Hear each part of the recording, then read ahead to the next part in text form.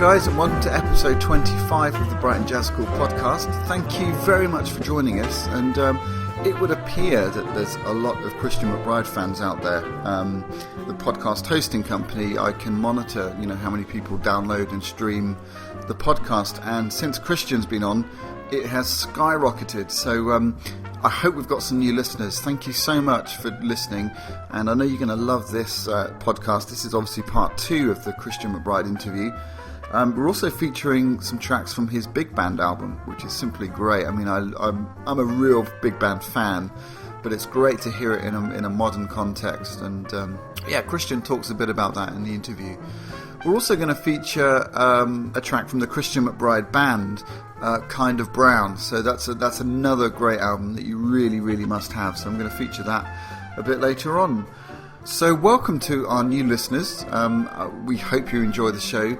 We've got listeners in over 52 countries now, which is simply amazing. It's really great, and it's great to be connecting with so many different people. So welcome to you.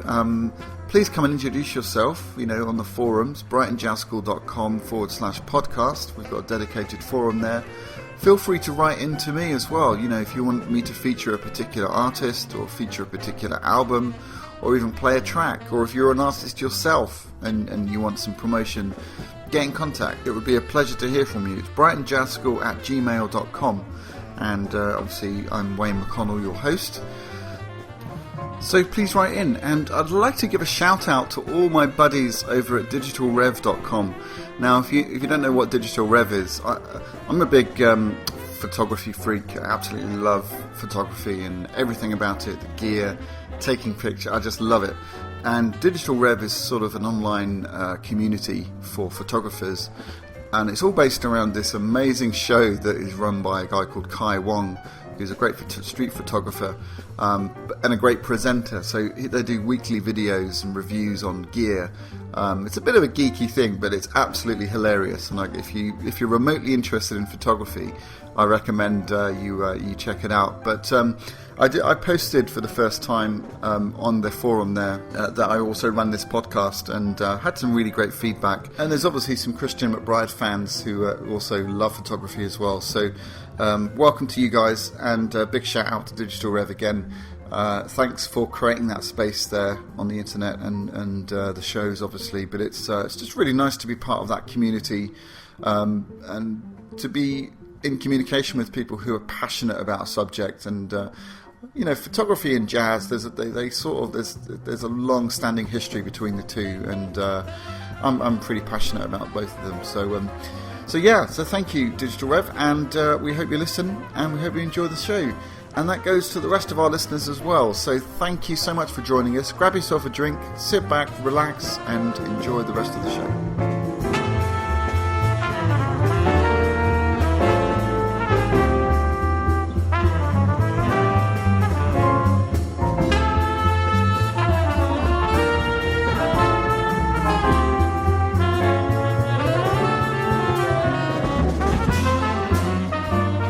Album of the Week is sponsored by Personal Financial Designs, financial advisors based in Worthing. Check out the podcast page on our website for a link to get more information. This week we are checking out Christian McBride's album, The Good Feeling. Now, this is something that Christian hasn't done before. This is a big band album, and it's tough. It really is difficult to keep a big band going, and it's a lot of work to do the arrangements. And he has a stellar group of musicians with him, and I can't imagine the logistics of getting all these people together, because they're all busy soloists in their own right. So it must have been a logistical nightmare, but I'm really glad that he managed to do it, because this album is really great.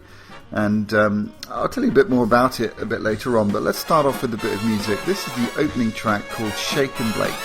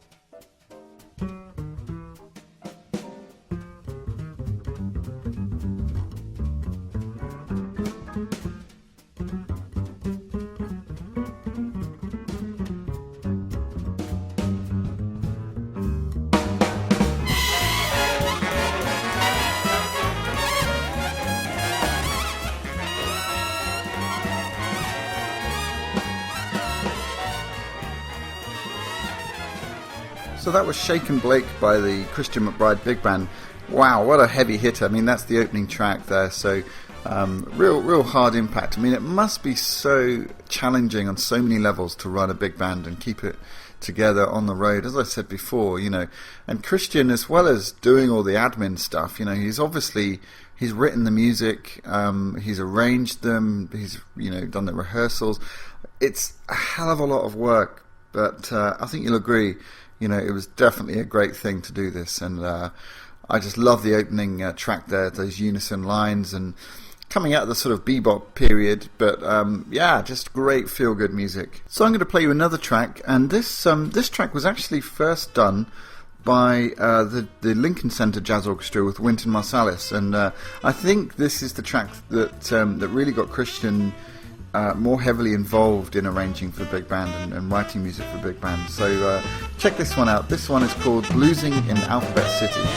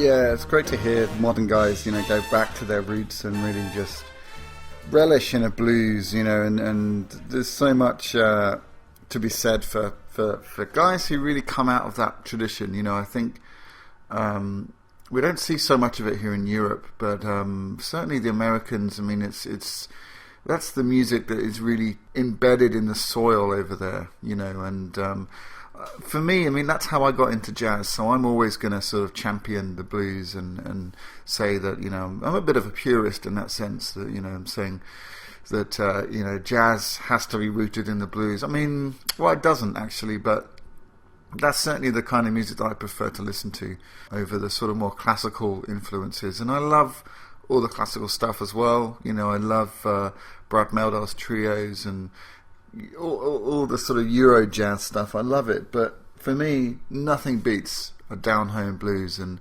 nothing certainly beats a big band of this caliber playing a blues. So I hope you enjoyed that one.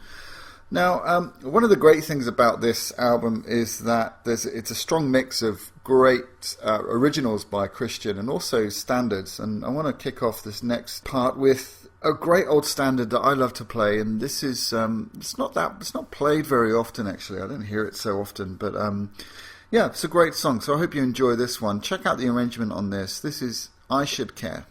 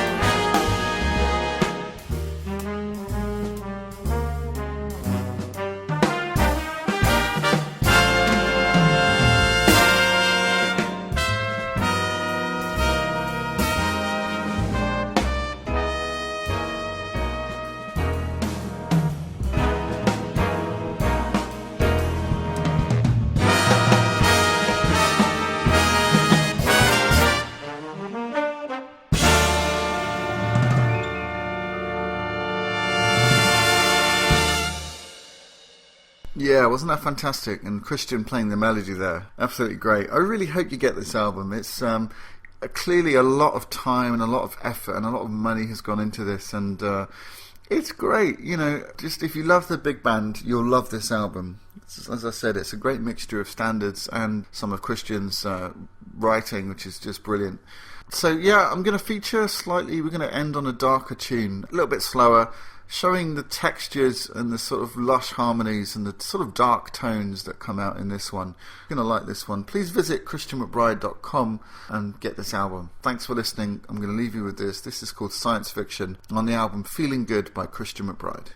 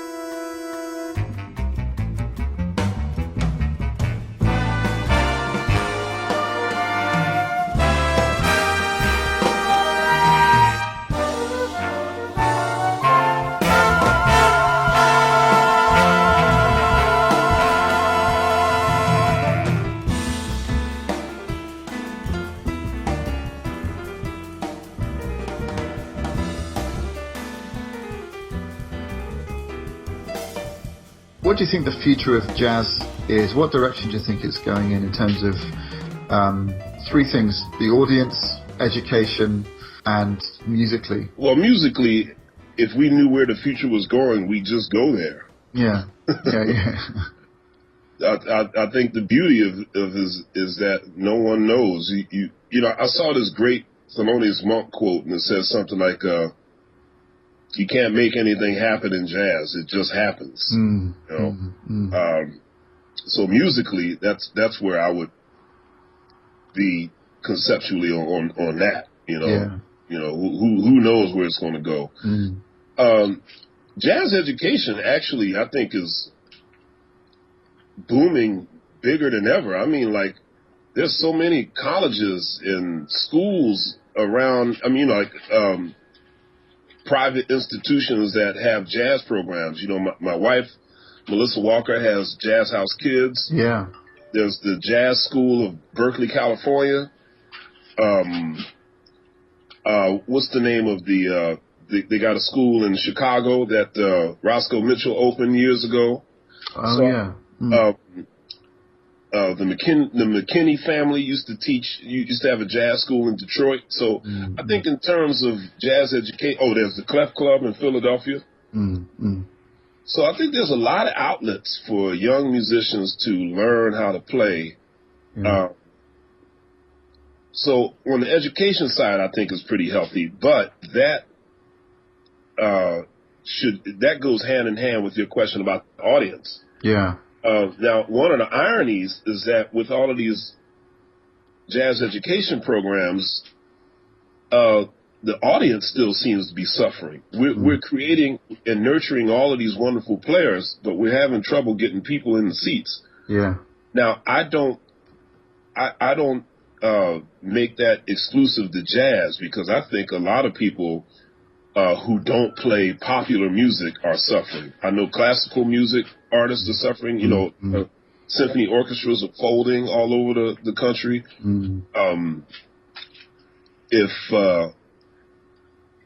If you're not Garth Brooks or Shania Twain doing country, you're losing audiences.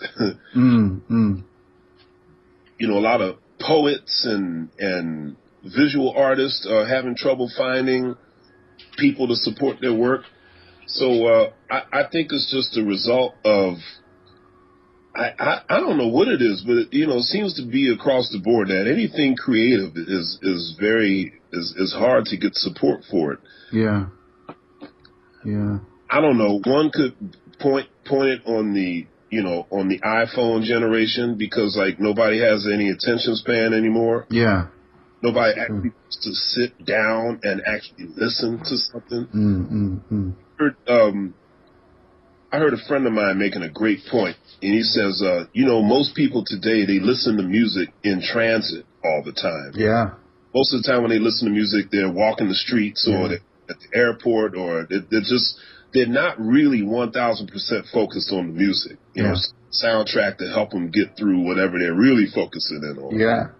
And then, everything is like a 30-second snippet. And he says, remember like when we would go buy a record and the album itself, even before you took the record out of the jacket, there was a story that went with it. And then you put the record on the turntable, you put the needle down, and you would be curious. You would sit down and think, I can't wait to hear what this is going to sound like. Yeah. You actually pay attention to the recording. You can forget about that now, It's gone, yeah. I do think there probably are some creative ways to reverse this. I don't know if anyone's thought of it yet. I mean, I've always been a glass half full kind of guy, so yeah, I'm not gonna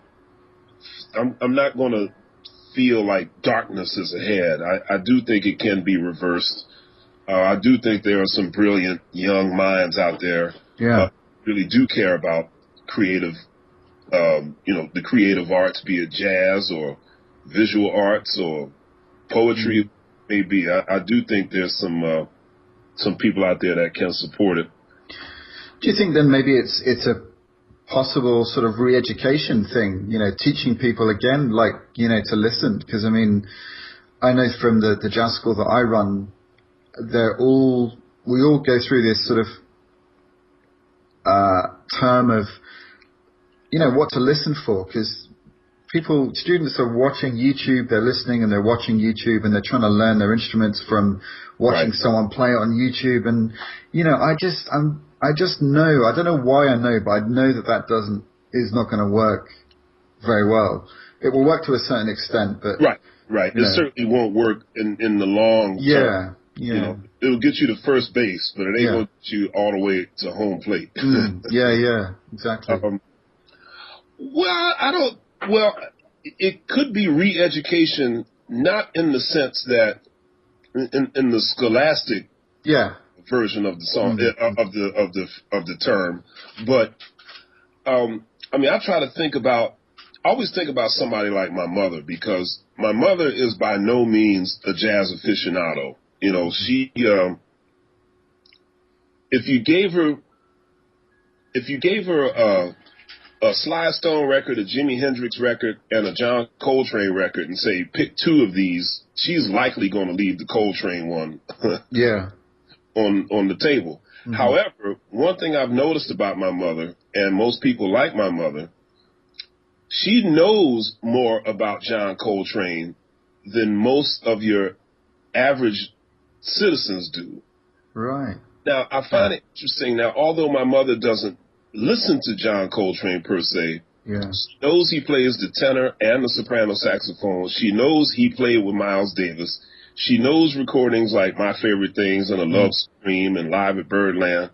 And I would say, well, Mom, how do you know all that stuff, but you don't really listen to Coltrane? She says, well, it's my job to know about great artists, you know. I don't have to like it, but I mean, I should at least know about it. Yeah. And to me, it seems like that's a result of her generation. And I'm not sure if people really quite know that anymore. Now, I said that also to say that my mother is drawn to the entertainment factor in music. She will go see anybody perform, even if it's avant. Like, for example, my mother she gets a big kick out of Sun Ra. Like, she doesn't have a Sun Ra record, but whenever Sun Ra's orchestra was in Philly, she would love to go see them. She was like, oh, they had on these gold capes and face, and they were dancing around, and so she's just like into the entertainment factor. So I also think that, and this is where I think jazz musicians could be a little more responsible. All but forgotten the entertainment factor. Yeah, absolutely. Jazz musicians get on stage and they subconsciously think, I really don't give a shit what you think of music because you're too dumb to realize what I'm playing anyway. Yeah. So I'm just going to go, and hopefully you'll like it. And if not, I don't expect you to. And I think the audience feels that. You know? It comes through, I'm sure. Yeah. Betty Carter used to say all the time, she says, jazz musicians are always underestimating their audiences. You can't do that. One of the reasons why people like Dizzy Gillespie and Oscar Peterson and all those great singers were so successful weren't just because they were great artists, but they were great entertainers as well. Yeah. And Chick Corea is hilarious. Chick says, one of the greatest entertainers of all time was Miles Davis. Yeah. He says, now, it's funny because the irony is that Miles gets this reputation as being anti-establishment, anti-entertainment, turn my back to the audience, I cuss people out because, I'm just a badass like that. Yeah. People who play with Miles Davis will tell you Miles Davis was one of the greatest dramatic actors of all time. He knew things on stage. He knew people loved that drama. Yeah. And, I think that's lost on a couple of generations of musicians. So I think if musicians could meet the audience in the middle, and I'm not saying to be entertaining, you got to be hamming it up and cheesing and putting on the show, but I mean, at least engage the audience. And, I hate seeing, jazz musicians have such horrible stage etiquette, man. During the piano solo, you see the saxophone player over there sucking on the reeds and fingering, practicing the shit, while the player soloing. Yeah. The trumpet players having a conversation with somebody on the side of the stage, and they're not really engaged to what's happening on the stage. Yeah. You get on, a jazz group walks on stage, and 3 minutes go by before they actually start playing because they're looking around, fiddling with the microphones, looking at each other, figuring out what they want to play. The piano player or the bass player is scrunching through their music going, I can't find the second page. It's horrible stage etiquette. Think, why would you expect audiences to like this? Because you can play some changes. Yeah. So we can help our own cause by engaging the audience a little more too. Absolutely. Yeah, wasn't James Williams amazing at that? The stories. So awesome. Oh man. So funny. But yeah, I think that's completely, there's almost like this self-arrogance of, well, the music speaks for itself and you should, if you don't get it, then, that sort of release of not caring whether your audience sort of gets something from your music, I think is really, really offensive, actually. I think they're paying money to see this band play, so we have a duty to not give them what they want, but just to engage with them and connect with them and tell them how much you appreciated them spending money. Yeah, absolutely. Because they don't have to do that. They can stay at home watching YouTube. I've carefully watched Pat Metheny all these years as well because I've played with him a lot over the course of my career. Yeah. And he's another person, I think, who's mastered the art of giving the audience what they want, but still being thoroughly artistically dignified. I remember my first tour with Pat. Joshua Redman and I were together, and I remember after about the first week of the tour, Pat called me and Joshua into his dressing room. He said, guys, I got to ask you a question. I got to ask you both a favor. He says, when I'm introducing the band, shut up. Stop talking to each other. And I realized that what happened was when Pat would, say about the second or third song into the show, he would stop and say a few words about the band and, introduce the guys. But the stage would go black, and it would be the spotlight on Pat. So I guess me and Joshua just assumed, well, the stage is black. Nobody can see us. Yeah. We can just goof off. We were trying to talk soft, and, I thought we were. Pat was like, no, they can't see you, and they probably can't hear you. But it's not good stage etiquette. Shut up. And I was like, okay, yeah, you're absolutely right. And then later on, when Joshua got his own band, the group with me and Brad Meldown and Brian Blade, Pat Pat came to see us one time, and he comes back and he says, "Hey man, where's Joshua? I gotta talk to him." And so he finds Joshua, and apparently Pat told him. He says, "Joshua, can you just do the audience a favor and sit down when the piano solo was going?" Walking around the back of the stage, it's annoying. It's distracting. People are trying to pay attention to the piano solo, and you walking back and forth behind the stage, going to this monitor guy, going to your road manager. Is it really that important that you talk to someone between every fucking piano solo? Yeah. And pay attention to what your piano player is playing. I went, yeah, got a point. Kind of stuff that jazz musicians do that all members pick up on. Yeah. That's hilarious. Well, I think us Brits are even worse. I mean, you Americans seem to be very good at that sort of introducing songs and talking to the audience. But here, it's like sometimes it's cringeworthy. There's just no interaction. It's like they go into the first song, they stop, they go into the second song, third song. They might say something just at the interval, just right. We'll be back in 15 minutes or something. But no introductions, no nothing. And I just think they're not doing themselves any favors. They're not setting up the music properly. Julian Joseph pretty good though, right? Oh yeah, Julian. Yeah, absolutely. Yeah. He's a showman. Yeah. No, there's a few of them, but I don't know. In terms of, your question about the education versus the audience versus the music, I think sometimes, that was a very long answer. That was a very long way of saying I think jazz musicians could help their own cause to build their audience. I think I read somewhere that you said one of the most fun bands you've been in was the Benny Green Trio. Yes. How was it working with Benny? I mean, I've met Benny a few times, and he's in many ways on the same scale as James, as the kindness, such a gentleman, and such dedication to the music. I mean, unbelievable.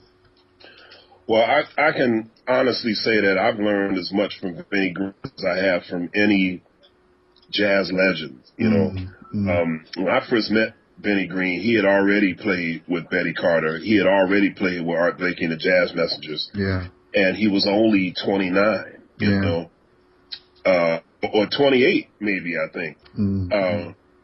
So he had already had this amazing amount of experience being around these great legends, and of course being a busy pianist around New York, just working with a lot of different bands. Yeah. So I learned so much from him, learning tunes and being in a band. Another thing about the jazz world, I mean, I don't solely blame this on musicians, but there's always this running joke that jazz musicians never want to rehearse. Yeah. It's like you try to get guys together for a rehearsal. It's like, oh, well, man, I got stuff to do. Now, granted, they just might be busy doing other gigs, but I can't tell you how many times I've called guys for a gig and they'll say something like, well, I make the gig, but I can't make the rehearsal. Just send me the music ahead of time. I said, well, man, I really would like to run this down with the whole band before we actually go on stage and play. Oh, man, I don't worry. I can read it. I said, well, I don't want you to read it. I want us to and really get it, get a vibe going. And so Benny Green was like, his trio was the first band I ever played in that really rehearsed. Yeah. Worked hard on trying to get our sound, He would write these very difficult bass parts. Yeah. And it's funny because at quick glance, I would get upset. I would look at these really challenging bass parts and I would say, Benny, come on, man. I'm a piano player. I can't play this. And, he in his sweet way, he's like, oh, man, I bet you can. The only reason I wrote this because I knew it was you. I wouldn't do this to anybody else. Then I would get tricked into being, all right, I got to play this. I mean, and then after I would learn the part, I would feel all, victorious. Yeah. You know, so I really love playing with Benny. He's still one of my dearest friends, and That's great person and musician. I don't know if you know this, but he mentions that in one of this. I got hold of one of these transcription books, and there's one tune in there. I can't remember the name of it. I can sing it, but I'm not going to embarrass myself.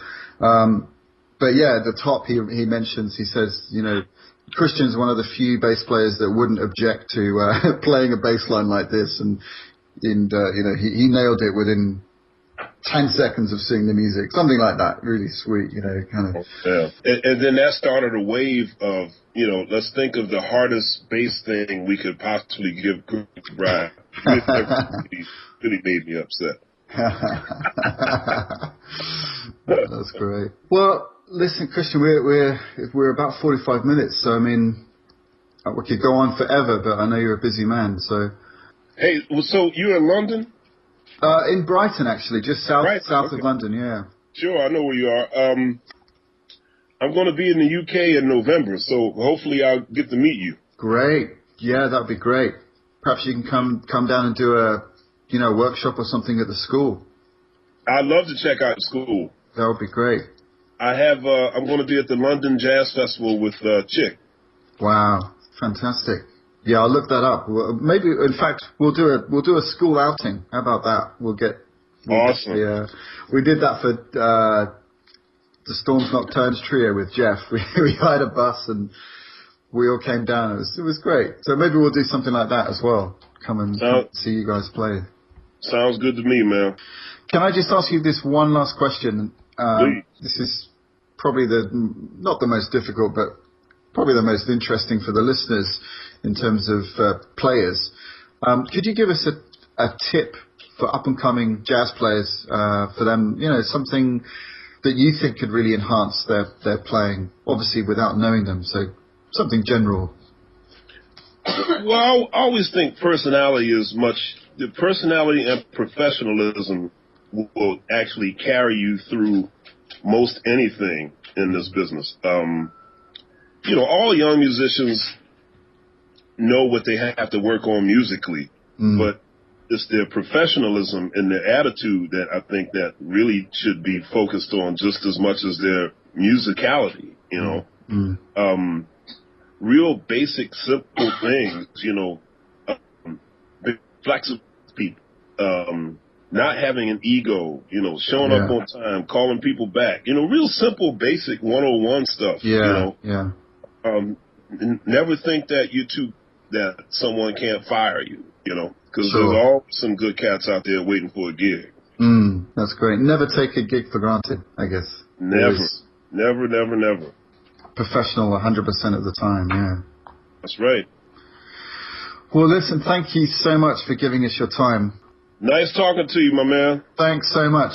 And hopefully I'll see you in November. Absolutely. Look forward to it. And I'll shoot you that email with James and the choir. Yeah, that'd be great. All right, Wayne. Thanks, Christian. You got it. Take care. See you later. See you soon. Bye-bye. Bye.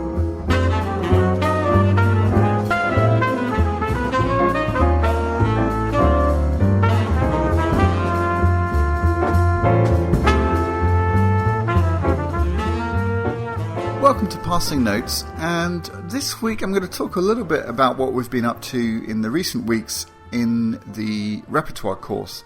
Now, I'm really pleased with how this one's going. It seems to be really popular among the students. Without bragging, I really think they're getting so much out of it. What we're doing basically is going through different types of standards and looking at different approaches of how to learn them, but coming from a fundamental base of 11 steps that will ingrain each part of the song into your mind so that you never have to learn them again, you never forget them, you never think, oh, where does the bridge go, what key does it go? You know, this is a surefire way of committing standards, and everything from a basic sort of diatonic standard, you know, AABA, to a more complex form like Dolphin Dance, or, you know, so and bebop tunes as well. So we go around the different styles of standards, if you like, and I've got a slightly different method for learning each one.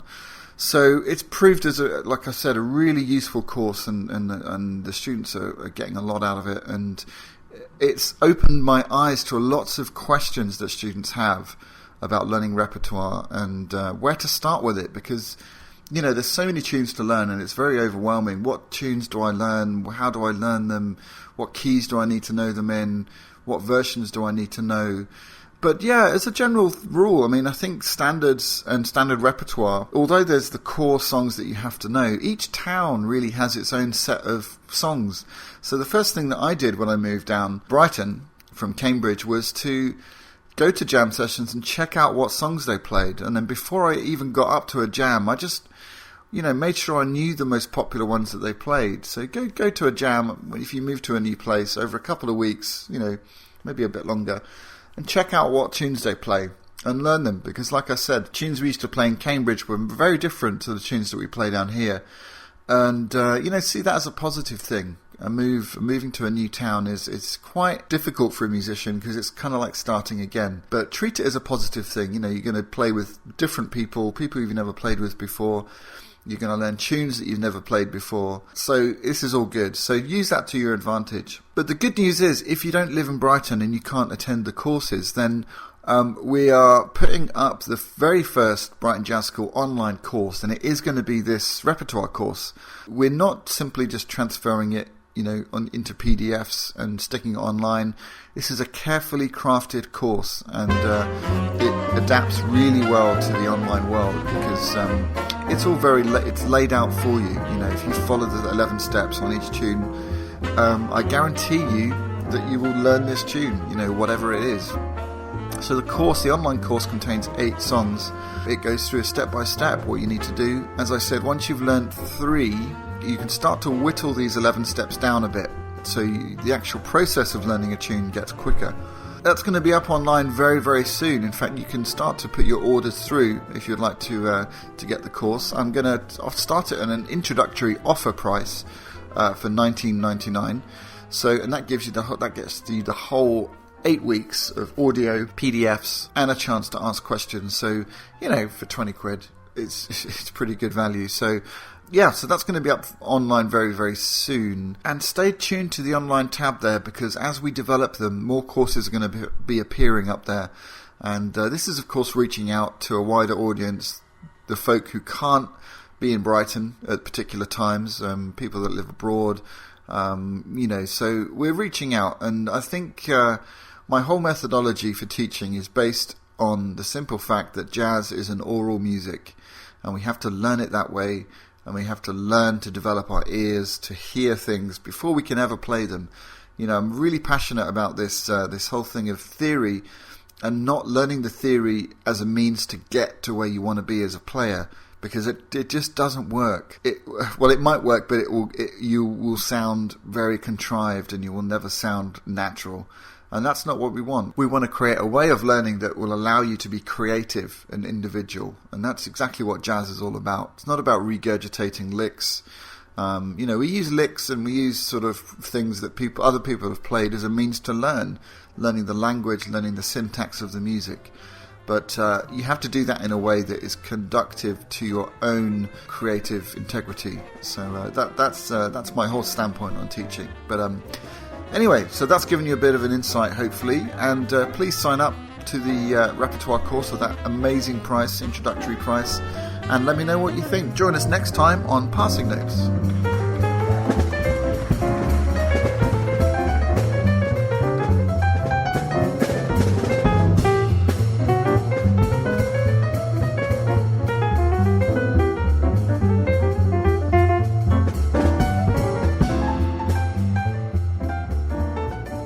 Guys, sadly it is coming towards that time where I have to wrap things up and say my goodbyes, say my thank yous. I'd like to say a big thank you to Christian, of course, for doing the interview, and it was really an insightful and fun experience, and we're really looking forward to seeing you with Chick Corea in November, so look out for that, guys. And I'd like to say thank you to Steve Meyerson as well. He's a great friend of mine who lives in New Jersey. And he worked for Jazz House Kids for quite some time, with Melissa Walker, who is Christian's wife.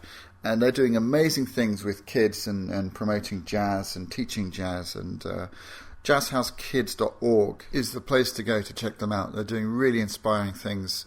So thanks, Steve, and look out, we're going to get Steve on and do an interview soon with him. He's a wonderful pianist, and lo and behold, we may even do some duo playing live over the internet, so that should be fun. So thanks to Mike, as ever, for putting the podcast together. I know you've had a particularly difficult week this week, but I'm so glad to hear Jane is on the mend. And thank you so much. Your time, your effort, and your vision is much appreciated. And we're going to get Mike on to do an interview, because I want you to know about the whole process of putting your podcast together.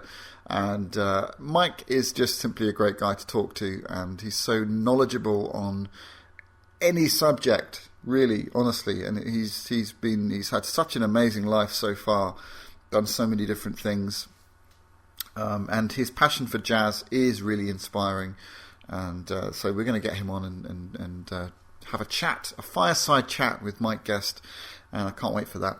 So, we've got some really great interviews coming up, actually. Having said that, we've got a whole host of different interviews, because, as much as I love having musicians on, and that's kind of the whole point of this podcast, it's really interesting to get the views of other people who aren't musicians themselves. So we're going to try and start a series of podcasts that are looking at people who are not just in love with jazz, but are somehow contributing to the art form, whether it's setting up concerts or promoting gigs, or so some of the unsung heroes. So we're going to have Rupert Noble on, and Rupert's a local instrument repairer, and we're really looking forward to that, because he's got so many stories of all these great horn players that he's met. So things like that. So really interesting, as well as musicians as well. We've got some ridiculous musicians coming up. Aaron Goldberg, a wonderful pianist from Brooklyn. Quite a few piano players coming up. We've got Eric Reed, who's a fantastic piano player. Eric Lewis at some point. Who else? Too many to mention. We've got some, not just pianists, singers. I'm in the throes of organising Dee Dee Bridgewater, so look out for that. Really excited about that. And I just have to say it's an absolute pleasure to do this podcast. I'm learning so much about many of my heroes, and it's just such a pleasure to be doing what I'm doing. So thank you so much for listening. And I'm going to leave you with a final track from a recent album by Christian McBride. This is called Inside Straight, Kind of Brown, and it's a wonderful, wonderful straight ahead sort of jazz CD, featuring Christian on bass, obviously, Steve Wilson on alto, Darryl Wolfe on vibes, Eric Reed on piano, and Carl Allen on drums. And since we mentioned James Williams in the last interview, and since he was my teacher, and since he is such a beautiful person and spirit, we really want to keep his spirit and his memory alive. So Christian has written a lovely waltz that's featured on this album called Uncle James, and I'm going to play that for you right now. So thanks again for joining me, and tune in next week for another edition of the Brighton Jazz School podcast. This is your host, Wayne McConnell, signing off.